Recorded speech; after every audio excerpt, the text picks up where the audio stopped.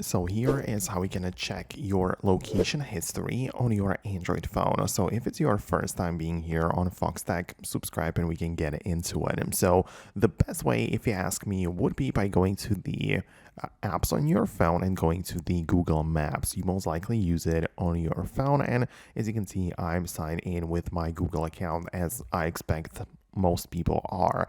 And then the point is that inside of the Google Maps, we have what's called a timeline. So when you tap on your profile as such, you can go to your account really, and there is the your timeline. So you can tap on it like so, and you will essentially get like the go back in a time feature, so you can rediscover your map visits and you can remember some trips you have taken. As you can see, you can reflect, right? But for me, it has been turned off for quite some time now, so you can definitely change it. But if you haven't used it, make sure to turn it on, and since this point you'll be able to track the important locations in the past.